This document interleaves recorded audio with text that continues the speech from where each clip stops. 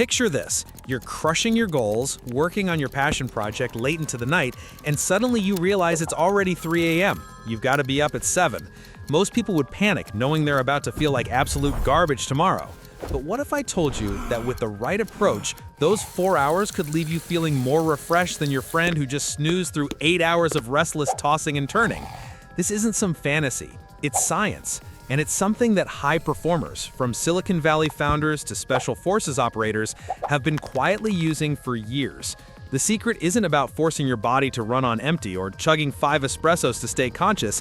It's about understanding that your brain doesn't measure rest in hours, it measures it in cycles and quality. When you crack this code, everything changes.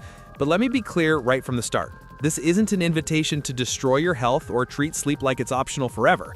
What we're talking about is having a legitimate tool in your arsenal for those moments when time is scarce but performance can't slip.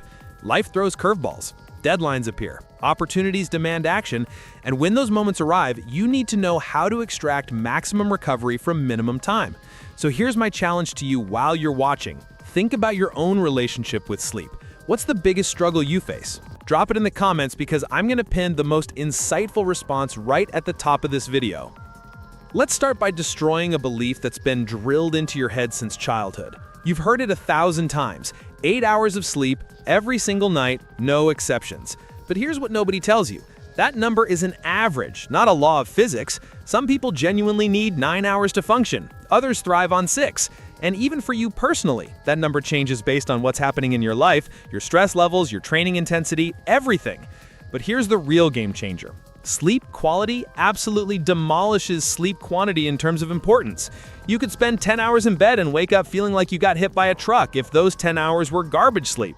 Meanwhile, someone who understands sleep architecture can get 4 incredibly high-quality hours and wake up sharp, focused, and ready to dominate their day.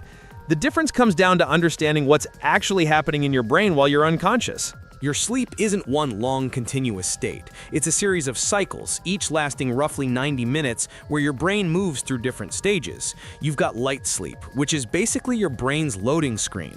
Then you drop into deep sleep, where your body goes into full repair mode. Your muscles rebuild, your immune system strengthens, your energy stores refill. After that comes REM sleep, where your brain sorts through memories, processes emotions, and basically defragments your mental hard drive like it's 1995. Here's the crucial insight. Most people think they need to complete as many cycles as possible, so they aim for 7 to 9 hours to get 5 or 6 full cycles.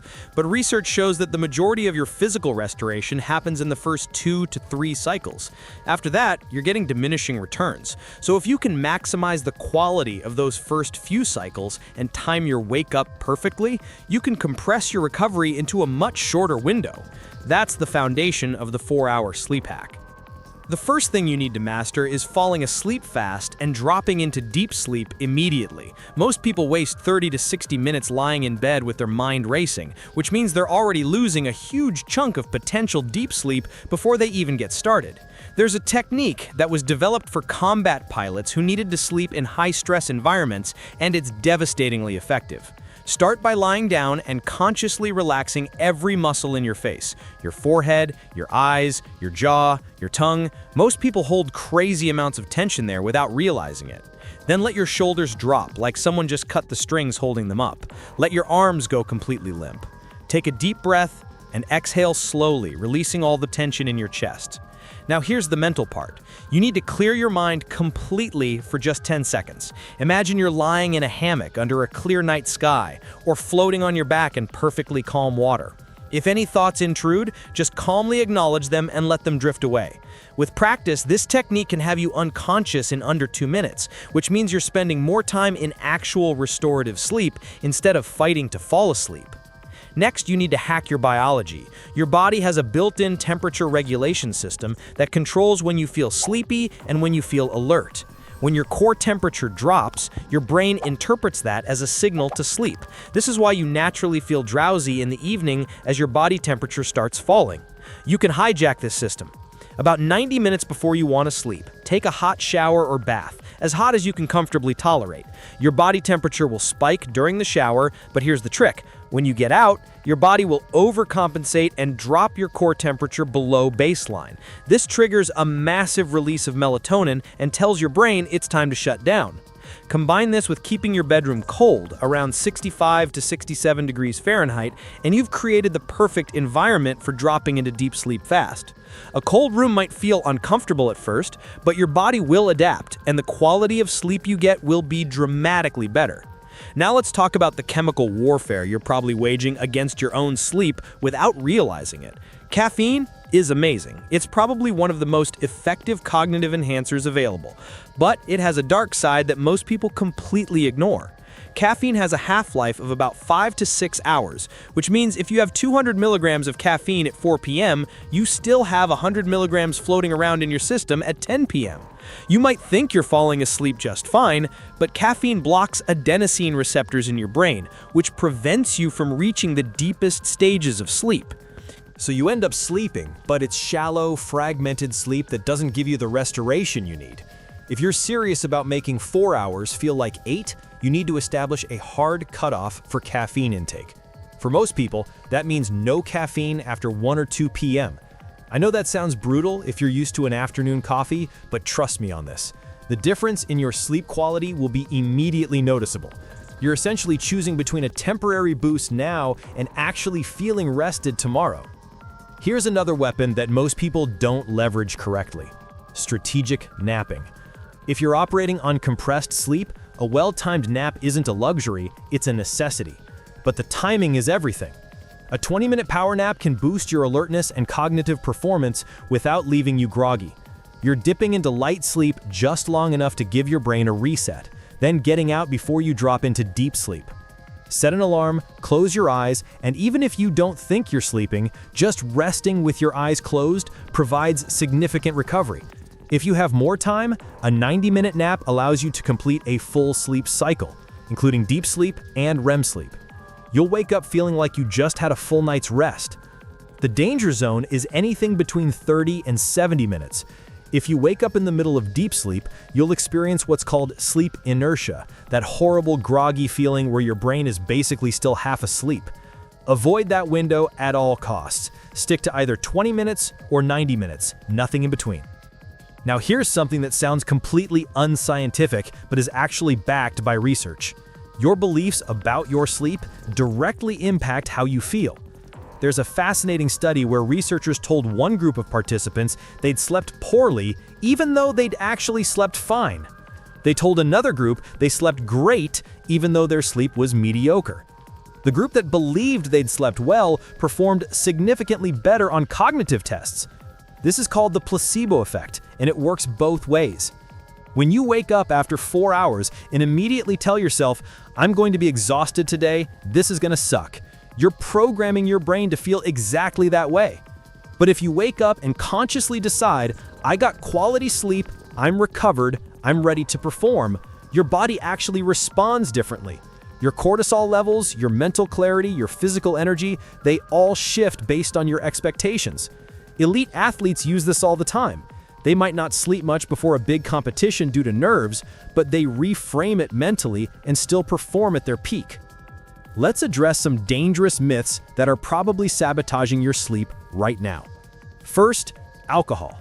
A lot of people think a drink or two helps them sleep better. Wrong.